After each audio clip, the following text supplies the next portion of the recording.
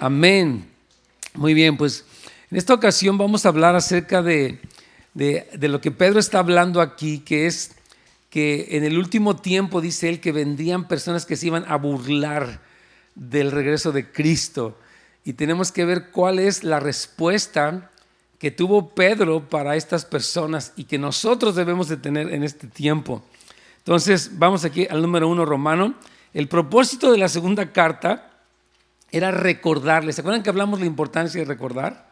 Es muy importante, hermanos. Yo creo que vivimos en un tiempo en el que nos gusta mucho oír cosas nuevas, ver cosas nuevas.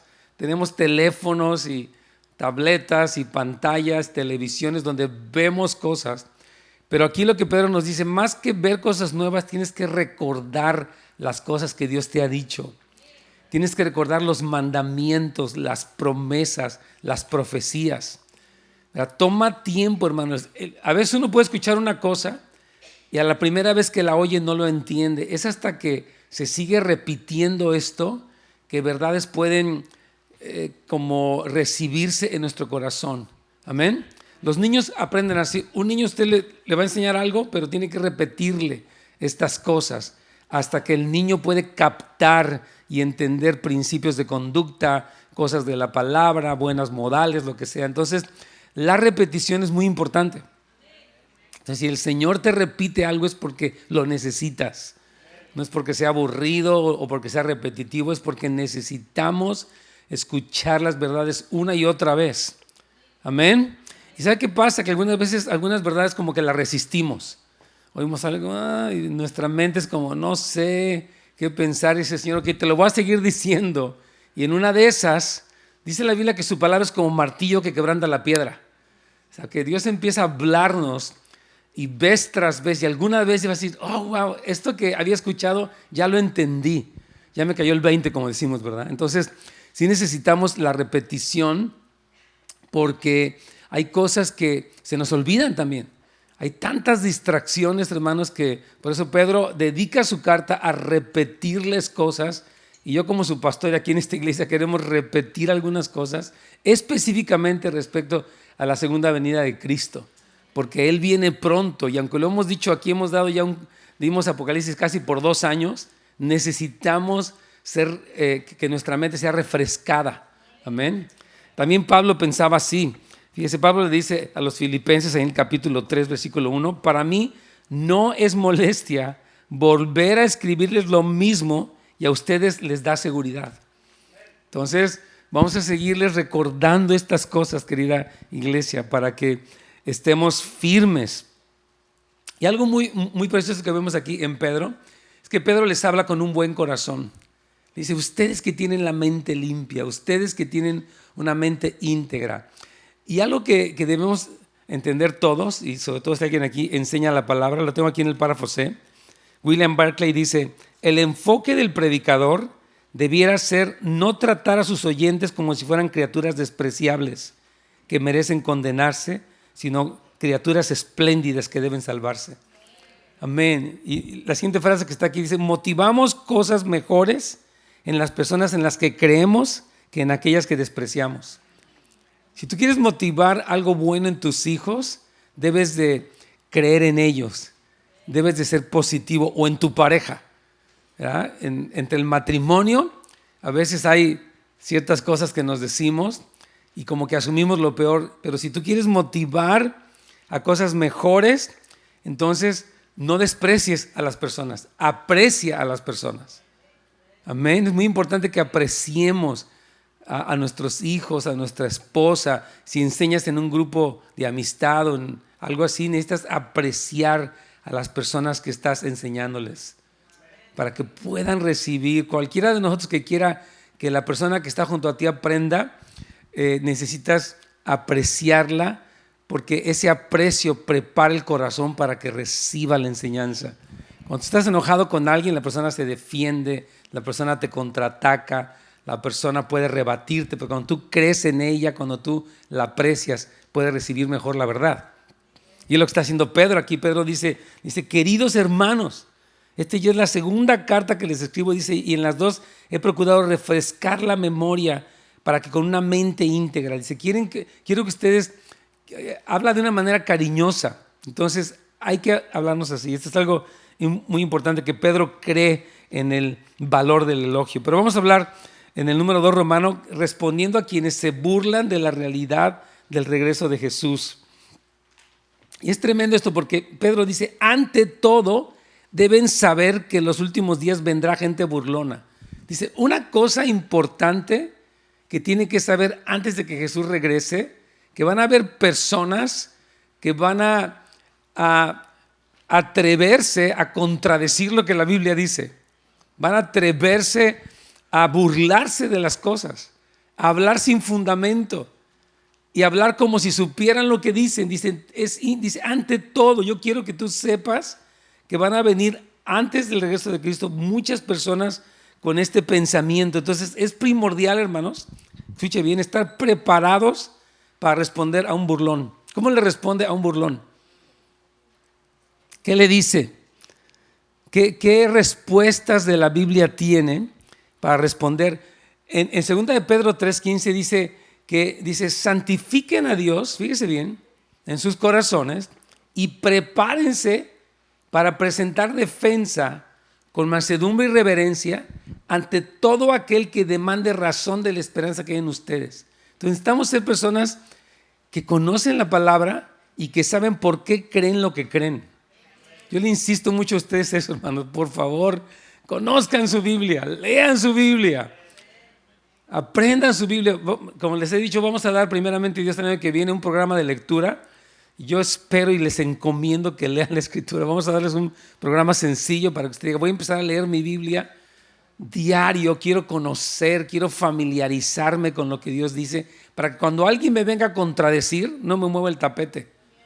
Amén, sino que yo esté claro, ¿verdad? Entonces es primordial, dice aquí, las notas dice, estar preparados para responder a los burladores que hablarán en contra de aquellos que tienen un sentido de urgencia para esperar y prepararse espiritualmente para el regreso de Cristo. Mientras más conocemos del regreso de Cristo, más queremos estar preparados y más urgencia tenemos, porque sabemos que Él viene pronto, dice la Biblia. Entonces, estos burladores son personas que vendrán y que tratan a la ligera lo que Dios ha dicho, ¿verdad? Como que no lo toman ni tan seriamente ni tan importantemente como la Biblia dice. Se burlan de la verdad sobre los juicios de Dios y los cambios dramáticos que ocurrirán. Hermanos, la Biblia habla, tanto en el Antiguo como en el Nuevo Testamento, en cientos de versículos de lo que se llama el día del Señor.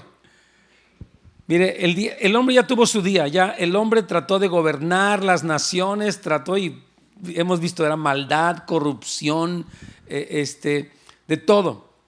Ahora viene el día del Señor, donde Dios va a traer justicia, pero ese día del Señor viene con juicio, y es importante que usted sepa que eso está en muchos versículos de la Biblia. Y algunas personas se burlan y dicen, ¿qué va a andar ocurriendo si ya las cosas, todo ha estado igual? No hemos visto ningún cambio, y si no hemos visto ningún cambio, pues creemos que va a seguir igual. Pero hay personas que asumen razonamientos que no son válidos, y vamos a explicar qué es lo que Pedro les dice. Él da básicamente 4 argumentos: morales, históricos, teológicos y proféticos. Y vamos a ir estudiando esto para que usted y yo sepamos, tengamos certeza en lo que Dios nos ha dicho. Amén. Fíjense bien, párrafo C, y se me hace muy padre esto que dice aquí. Los burladores le dan a la iglesia la oportunidad de reforzar sus convicciones bíblicas. O sea, cuando alguien viene y le empieza a cuestionar si usted cree en el regreso de Cristo, ¿qué fundamentos bíblicos tiene para responderle? Y tal vez Dios permite en su plan perfecto que los burladores vengan y somete a prueba tus fundamentos. Amén. Porque puede ser que alguien se burle y hasta te haga dudar a ti. No, pues mire, esta persona me dijo y pues no sé yo, la verdad. No, el que tiene que tener convicción y claridad eres tú como hijo y como hija de Dios. Amén, eso es muy importante, hermanos. Amén.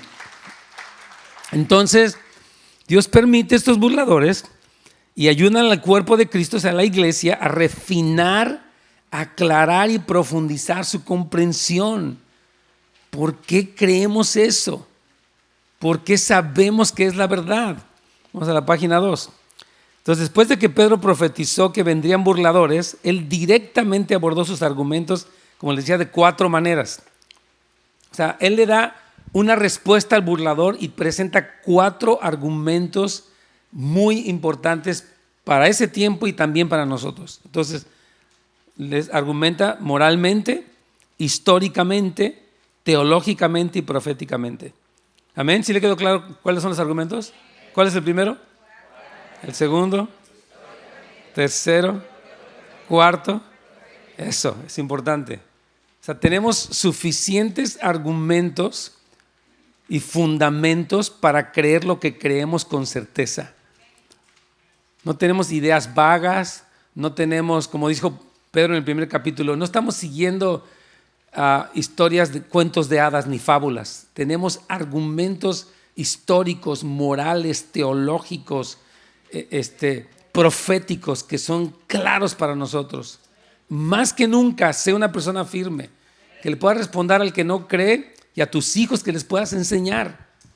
Hermanos, acuérdense que el primer responsable de la educación cristiana de sus hijos son los padres, no la iglesia, ni la escuela cristiana. Es usted el que está lleno de convicción, lleno de la palabra y puede instruir a los que le rodean. Amén. Vamos a ver entonces el argumento moral. Segunda de Pedro 3, versículos 3 al 4, dice: siguiendo sus malos deseos, se mofarán y dirán: ¿qué hubo de esa promesa de su venida? Nuestros antepasados murieron y nada ha cambiado desde el principio de la creación. Entonces, el primer argumento es que estas personas que hablan así están siguiendo sus concupiscencias. O sea, son movidos por deseos de dinero, por deseos de fama, por deseos lujuriosos. Y la raíz de su argumento no es bíblica, no es válida. Es el deseo de que los vean, el deseo de que los aplaudan. Entonces, por eso su argumento no vale, porque está basado en un deseo lujurioso. ¿Qué le parece eso? Tremendo. Entonces ellos no caminan según la verdad bíblica o los hechos sobre el fin del tiempo, sino según sus prejuicios, impulsados por la lujuria, sus agendas por más dinero, comodidad y aprobación del hombre. Yo les comentaba que una vez estaba en un programa de radio recientemente de una estación secular y me hicieron una entrevista para hablar sobre la Biblia. Digo, este es mi tema favorito. Empezamos a hablar con 2 de los que estaban ahí acerca de la Biblia y habló un señor y empezó a negar la veracidad de la Biblia, empezó a hablar del canon bíblico, que él no sabe bien qué es. Y yo le decía, ¿sabe qué es lo peligroso de lo que usted dice? Que usted habla como si supiera, cuando en realidad no sabe nada. Usted suena convincente, pero está mintiendo. Y le empecé a explicar los 3, 4 cosas que dijo, todas son mentira. Pero usted habla como si fueran verdad. Y hay gente que lo está oyendo ahorita en esta estación que le va a creer a usted, pero usted no sabe lo que dice. Increíble, ¿verdad? Y así hablan muchas personas. Están movidas porque se creen me dices que yo soy muy intelectual. Digo, si realmente fueras intelectual no hablarías así.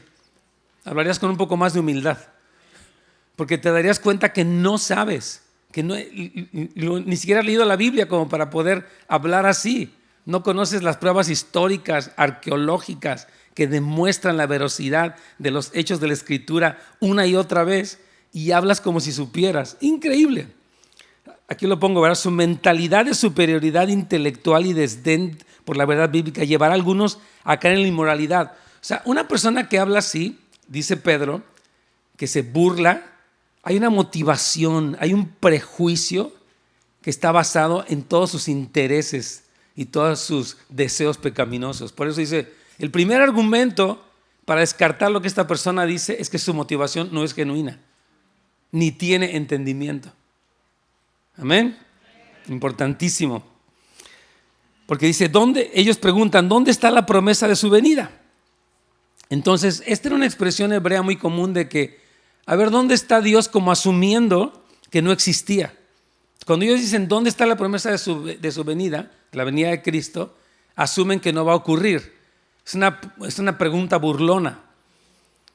Entonces, y su argumento es que ellos dicen, fíjese bien, que la estabilidad de la creación es un argumento para pensar que como nunca ha pasado nada, entonces no va a pasar nada.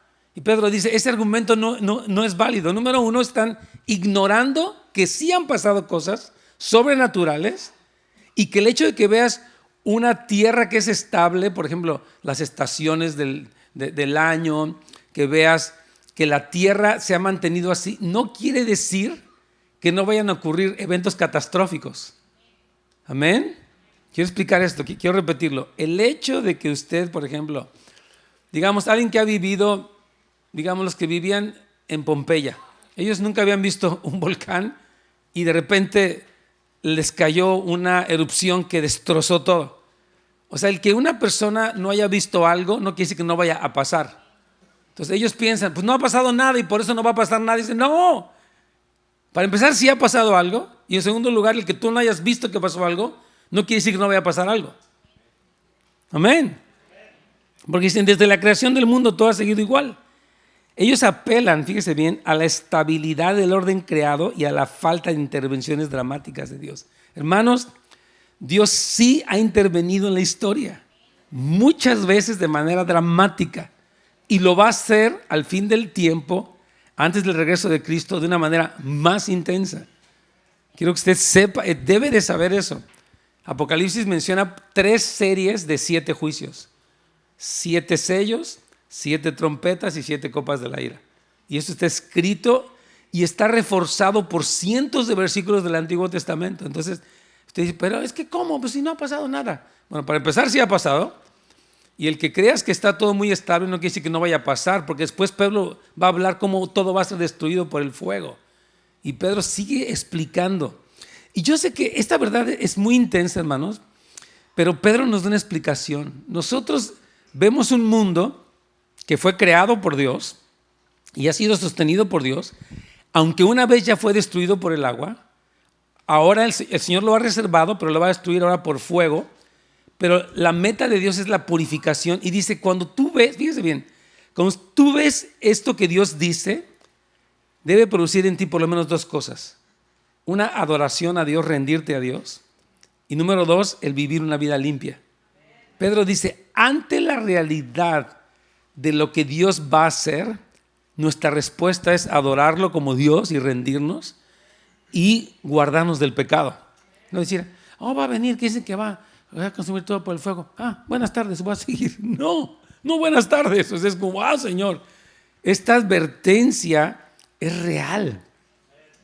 Esta advertencia nos debe de llevar a la sobriedad. Amén. Entonces, hermanos queridos, este es un argumento muy de nuestro tiempo. Piensa, número 1, que la Tierra tiene trillones de años, que es algo que, la vejez de la Tierra es algo que podemos un día hablar acerca de eso, sería muy interesante hablarlo. Pero afirma que las leyes de la naturaleza son invariables, o sea que lo que ha ocurrido, los ciclos de la creación, el movimiento de rotación, de traslación de la Tierra, las estaciones, las mareas, el sistema planetario, etcétera, etcétera, se ha mantenido así. Pero, repito, el hecho de que las personas no hayan visto las intervenciones de Dios no quiere decir que no vayan a ocurrir. Debemos esperar esta constancia para el futuro y cualquier pensamiento, o sea, la tierra va a ser limpiada con fuego, hermanos queridos.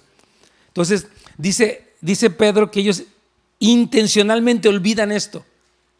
Entonces, es lo que dice, es el argumento histórico. Número 1, vamos a repasar esto. Una persona que se burla, el argumento es moral. Es decir, tú te burlas porque hay algo inmoral dentro de ti. Número 2, tú te burlas porque estás ignorando la historia. Y Pedro utiliza 2 ejemplos para demostrar eso. Número 1, la tierra fue creada por Dios. Número 2, la tierra ya una vez fue destruida por el diluvio. Entonces, estos 2 eventos demuestran que Dios sí puede hacer cosas dramáticas, cosas intensas, porque ya lo ha hecho. Amén. Dice, pero, vamos al argumento histórico, pero intencionalmente olvidan que desde tiempos antiguos por la palabra de Dios existía el cielo y también la tierra que surgió del agua y mediante el agua por la palabra y el agua y el mundo de aquel entonces pereció inundado. Entonces, está diciendo que los burladores malinterpretan la historia. Repito, Pedro menciona estos dos eventos. Número uno, la creación. Estaba escuchando a un científico cristiano y él decía algo bien interesante. Decía, en general el universo es muy hostil para la vida humana o para la vida en general. Si usted se va, por ejemplo, más cerca del sol, las temperaturas queman todo. Si se va más lejos del sol, las temperaturas congelan todo. Entonces, la posibilidad de que exista vida humana es algo muy especial, porque Dios coloca la tierra a la distancia perfecta del sol para que no seamos ni quemados por el sol ni consumidos por el frío tan intenso. Tenemos frío y calor, pero nunca a un punto donde estuviéramos 90 grados bajo cero. Entonces, esta particularidad de la creación habla de un Dios creador, alguien que planeó las leyes del universo, las leyes de la termodinámica, alguien que lo planeó todo. Entonces Pedro dice, la creación es un testimonio de un Dios que actúa. Él creó todo por su palabra. Y si lo creó todo por su palabra, también puede limpiar todo con el fuego, porque Él es Dios. Entonces Pedro está explicando que hay personas que ignoran la creación. Entonces son acontecimientos que no pueden explicarse por medios naturales, sino por la palabra de Dios. La creación del mundo y el diluvio en los días de Noé. Los burladores no entienden el poder de la palabra de Dios ni el lugar de los acontecimientos catastróficos en el plan de Dios. Dice que ellos, mire, esto es muy interesante porque Pedro dice, ellos ignoran voluntariamente, o sea, hay cosas que no quieren ver. Pues no, si usted ve la creación es porque hay un creador. Pero si usted ve un edificio increíble en una avenida, no dice, pues surgió de la nada, dice, no, pues hubo un arquitecto, hubo un ingeniero, hubo alguien que financió esto, hubo un banco, qué sé yo, hubo tantas personas, ¿no?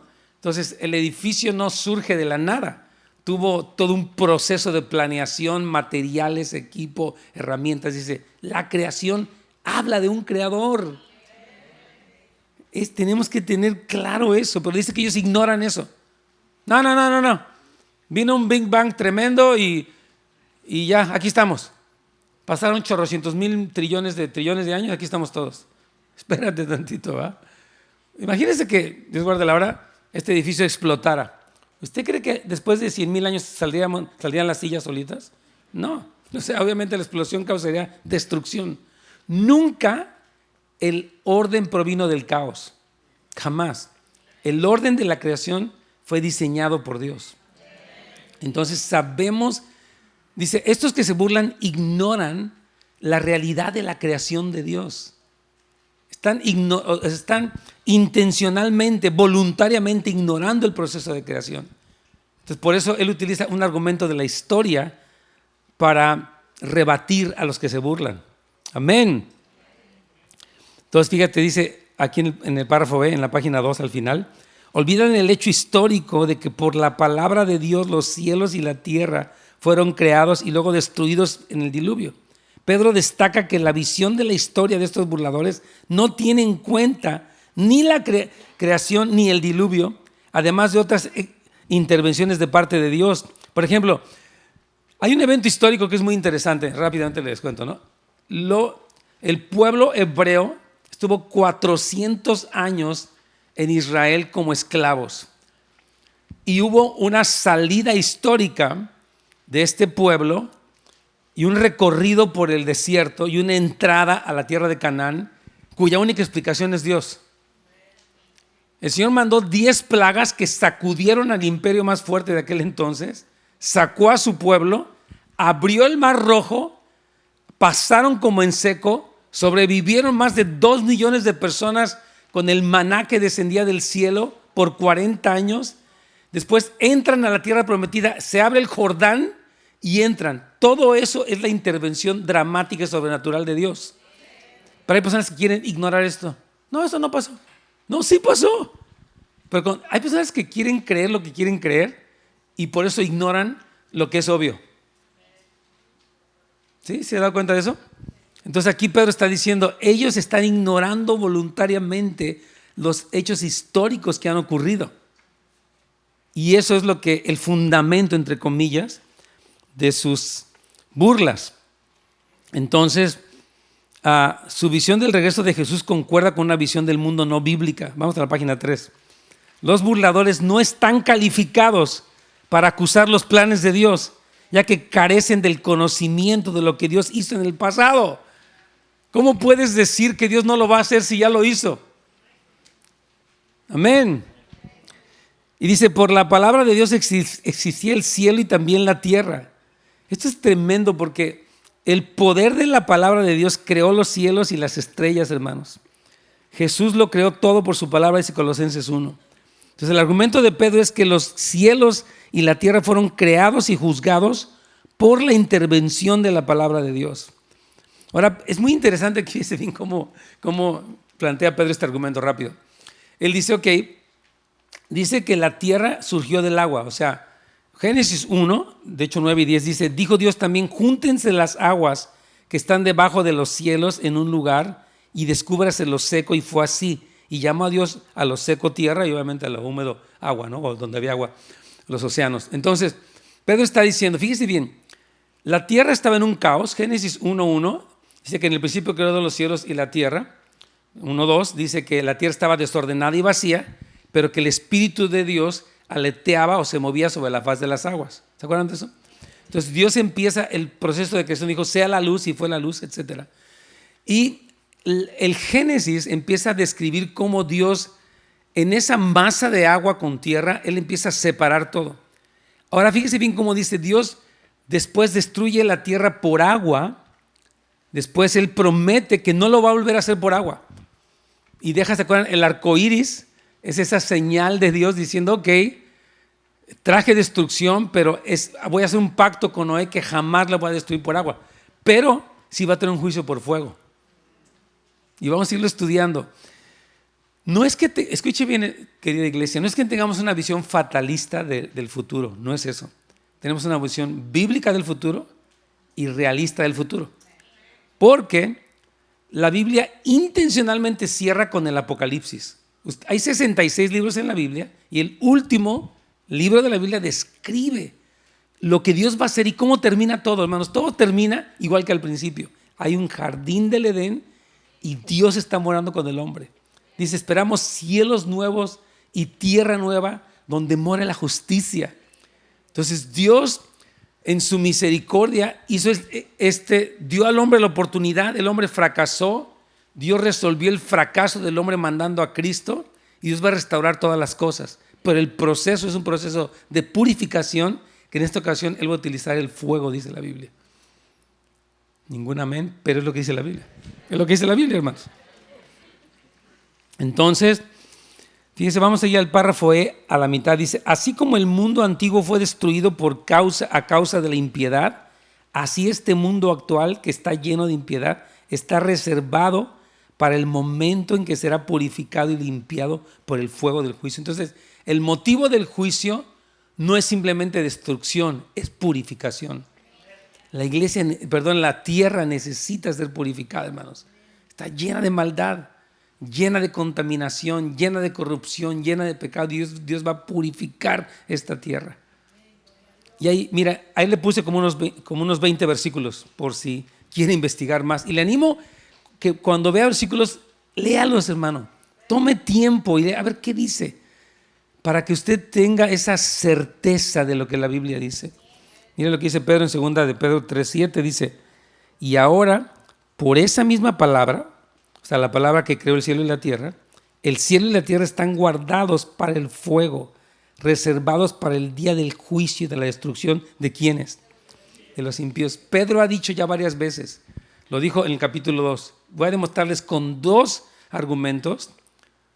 con 3 argumentos, 2 cosas. Número 1, Dios va a guardar a los suyos.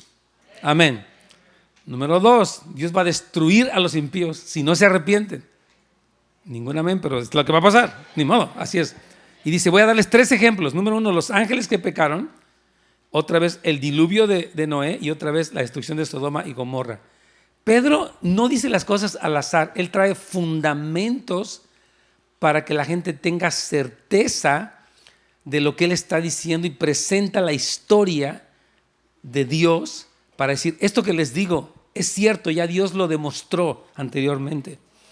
Vamos a leer Isaías 66 del 15 al 16, dice, Jehová vendrá con fuego y con carros como torbellino, para descargar su ira con furor y su reprensión con llama de fuego.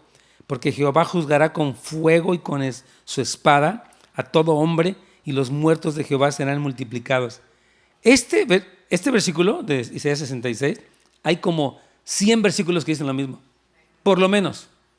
No es un versículo, no es como que de repente lo mencionaron ahí, que quién sabe. No, hay cientos de versículos que hablan de esto, hermano. Por eso le digo, lea su Biblia. Sofonías 3:8. Por el fuego de mi celo será consumida toda la tierra. Segunda de Tesalonicenses 1:7 al 8.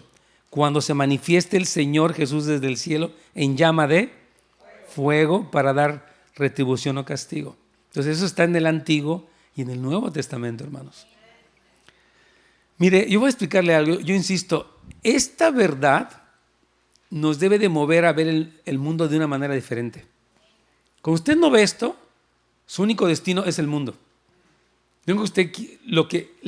La mentalidad del hombre se reduce a tengo, no tengo, soy loser, soy exitoso, compré o no compré. Cuando tú ves esta perspectiva, Señor, claro, tú nos puedes bendecir y lo haces, pero eso no es lo más trascendente. Lo más trascendente es tu regreso a la tierra y mi preparación para ese día, y no solamente la mía, sino ser un precursor, alguien que proclama, el Señor viene pronto. Amén. Ese es nuestro llamado, hermanos. Vamos a ver rápidamente, por último, el argumento teológico de Pedro. Pero no olviden, queridos hermanos, ¿a quién nos está hablando? A nosotros. Que para el Señor un día es como 1000 años y 1000 años como un día. El Señor no tarda en cumplir su promesa, según entienden algunos la tardanza. Más bien Él tiene paciencia con ustedes porque no quiere que nadie perezca, sino que todos se arrepientan. Entonces Pedro da este argumento teológico. Ustedes piensan, dice, que ya se tardó, pero para Dios apenas han pasado 2 días. No ha pasado, para el Señor no ha pasado mucho tiempo. Entonces, fíjese bien, la falta de entendimiento de quién es Dios les hace pensar a las personas que Dios está tardando. Dice el Señor, no me he tardado. Yo tengo un plan. Yo estoy cumpliendo al pie de la letra. Para ustedes se les hace largo, pero para mí ese plan tiene su cumplimiento, su tiempo perfecto. Es más, la razón por la que parece que se tarda es por ustedes y por todos los que no se han arrepentido. El propósito de Dios es darle tiempo a que se arrepienta, es darle tiempo a que se prepare. No es que Él se retrase o que no vaya a suceder. Amén. Entonces, ¿cómo ve el Señor el tiempo de sus promesas acerca de los últimos tiempos? Es diferente a la concepción humana. Los burladores malinterpretan el motivo del retraso de la venida de Jesús. Ya se tardó un montón, oiga, ya ni va a pasar. Yo les comentaba que una persona que dejó la fe me decía eso. Pues ya ves, ya ni vino. Así me dijo, ya ni vino. Le digo, oye, perdóname, discúlpame, pero estás demostrando tu ignorancia. Fíjate, Mateo 24:15 dice que es necesario que venga primero la abominación desoladora de la que habló el profeta Daniel, el que le entienda. O sea, hay algunos eventos que tienen que pasar.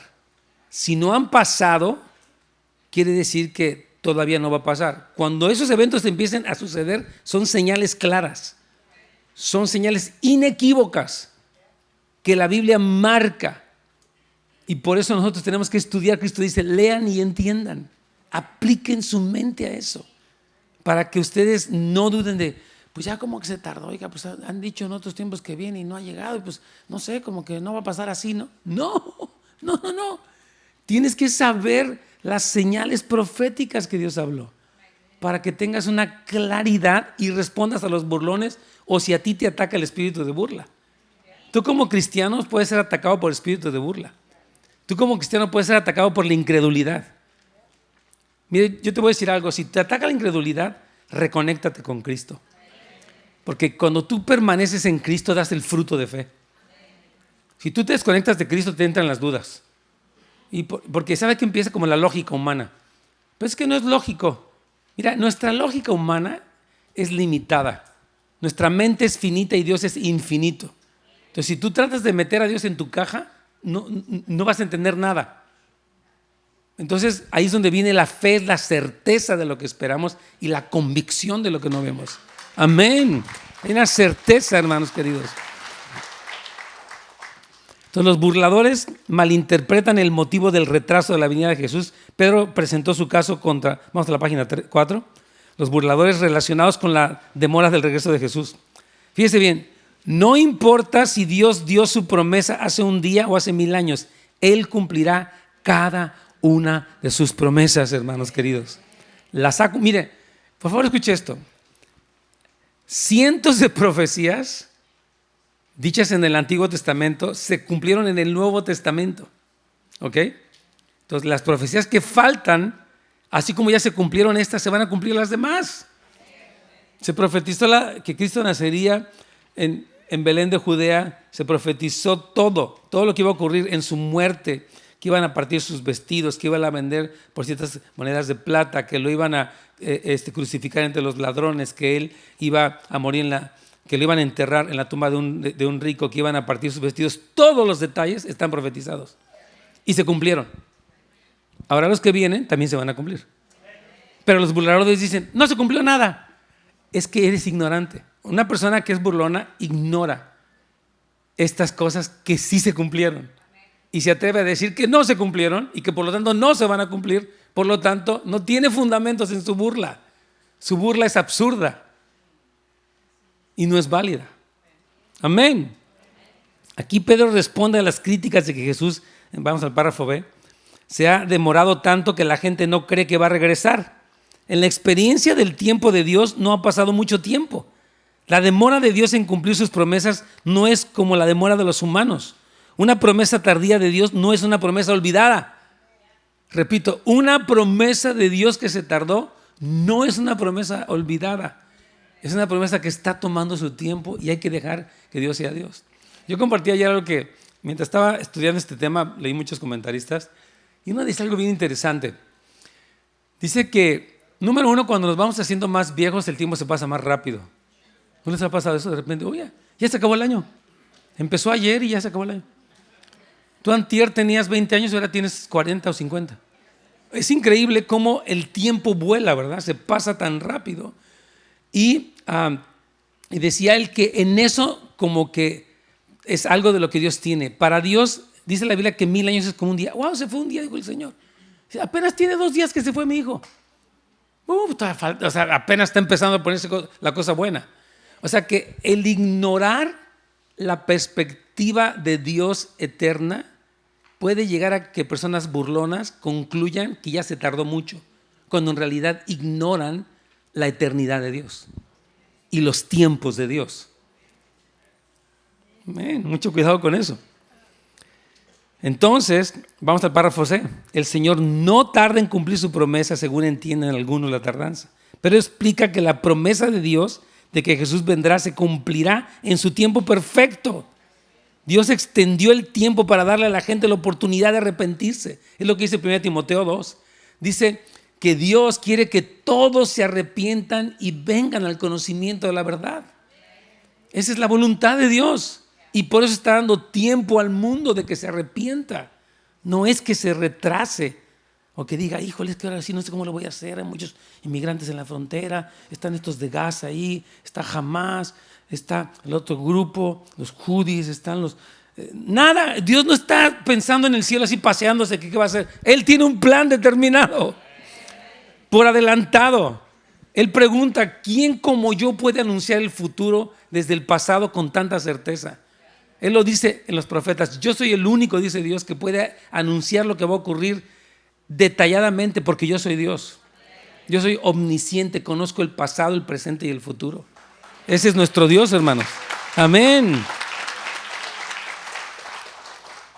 Entonces, no estamos clasificados para criticar los planes de Dios porque no entendemos su calendario. El que alguien no entienda su calendario no le autoriza para decir, ya Dios se tardó mucho, ya ni va a venir. No es que no entiendes el calendario, no es que no vaya a venir. Fíjese, aún Moisés en su cántico, en el Salmo 90 dijo, 1000 años para ti, está hablando a Dios, son como el día de ayer que ya pasó, son como una vigilia de la noche. 1000 años, Señor, pasaron rapidísimo. Amén. El Señor puede lograr más en un día de su obra de lo que el hombre puede lograr en 1000 años de trabajo. En un día Él puede juzgar los pecados de muchas generaciones o realizar la obra de 1000 años en un día. El punto de Pedro es que Dios no está limitado por el tiempo. Amén. Pedro les ofrece otra respuesta. Miren, la semana que viene, primero Dios, vamos a ver los argumentos proféticos muy importantes y sobre todo lo que debe de producir. No se trata de, mire, cuando oímos esto, el primer punto no es espantarnos. Pedro dice, puesto que todas estas cosas han de ser destruidas, ¿no debes vivir una vida santa? Él hace la pregunta, ok, te estoy dando todos los argumentos históricos, proféticos, teológicos, morales, claros, y lo que te debe de mover es a prepararte a vivir una vida santa y a no dejarte perturbar por los burlones. Aunque sea un universitario, aunque sea un pseudocientífico, dice, no te dejes mover, porque estas verdades inmutables de Dios son lo que te da una certeza para que tú te mantengas firme y esperes el regreso de Jesucristo y estés preparado para cuando Él venga. Amén. Gloria al Señor. Vamos a ponernos de pie, querida iglesia, y vamos a orar.